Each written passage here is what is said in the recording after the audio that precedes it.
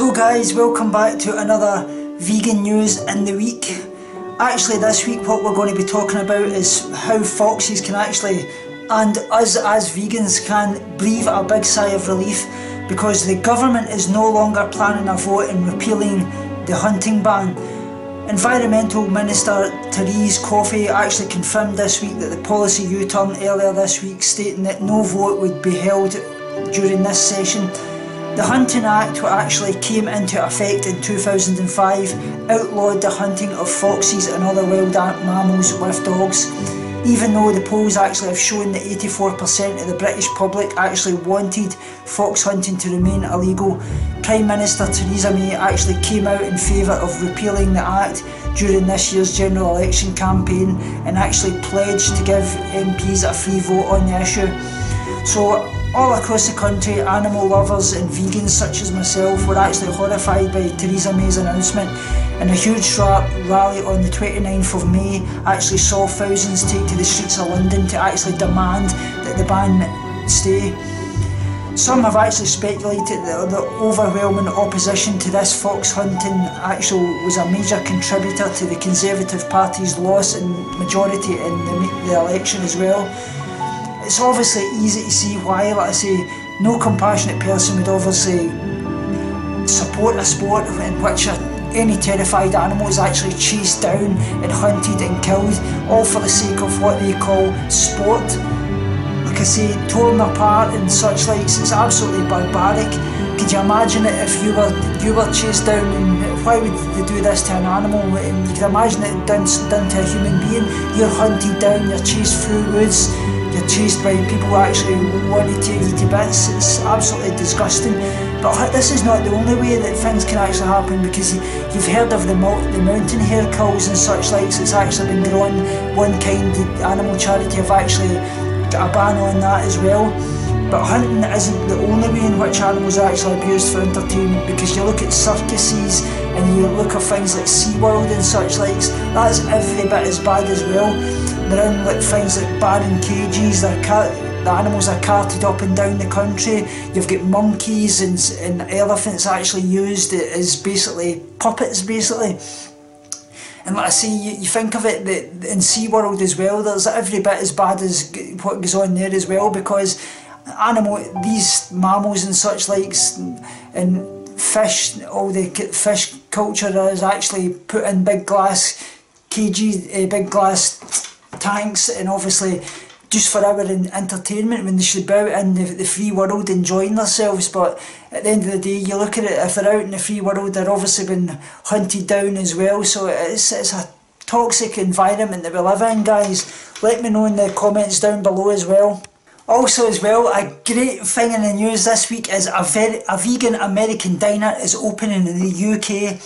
It says in the Metro newspaper, while a vegan curry is hardly difficult to imagine, totally meaty, totally cheesy dishes are something we've come to accept are out of bounds. In other words, most British and American food, until now, as a vegan American style diner is opening in the UK. It actually says that Grumpy Panda, as it's called, which absolutely sounds amazing, is opening its doors in Gateshead, Newcastle for the first time tomorrow, which would be the 4th of July. It was opening.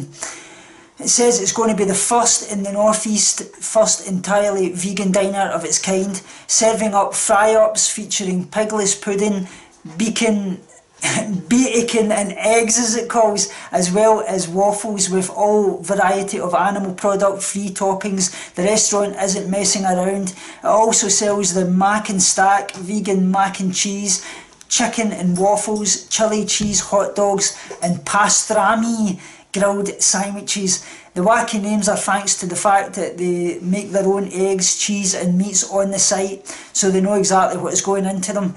And while their coffee bar is vegetarian rather than vegan friendly, they keep prep areas, fridges and equipment separate to eliminate the chances of cross-contamination. They actually said that we started out as an events catering company and found the North East was lagging behind in the vegan scene. The restaurant's website reads, so out popped our lovely little diner right in the heart of Gateshead Town Centre. As it comes, everything on our diner menu is served 100% vegan. And they also say, oh, and if you haven't bought your ticket to Newcastle already, it's dog friendly too.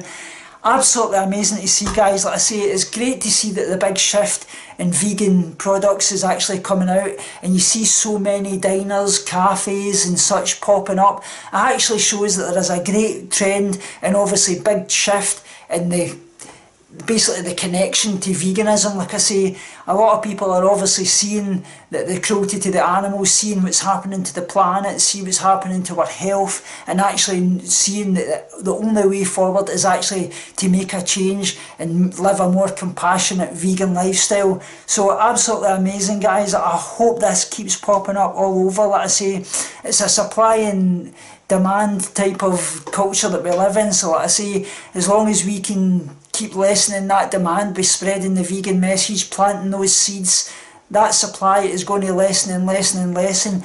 And the animals, obviously, like I say, they're going to thank us into the bargain. Like I say, your health's going to thank you into the bargain.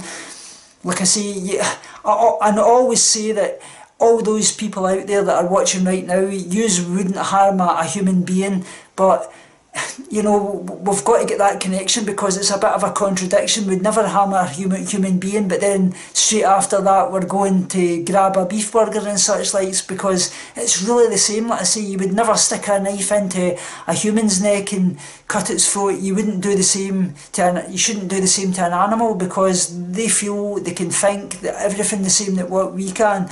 They're sentient beings. They want to live, they deserve to live. They're not here to serve us, they're here to live with us, and we're all part of this world. We're all animals in our own way, and it's really important to understand that. So let me know in the comments below, guys, if you would get any topics you would like me to cover. I hope you have an amazing weekend, and remember, as always, binge on life, purge negativity and starve guilty feelings.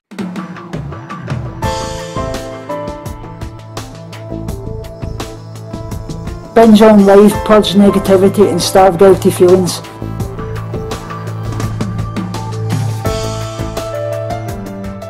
Speak to you all soon and love you so much.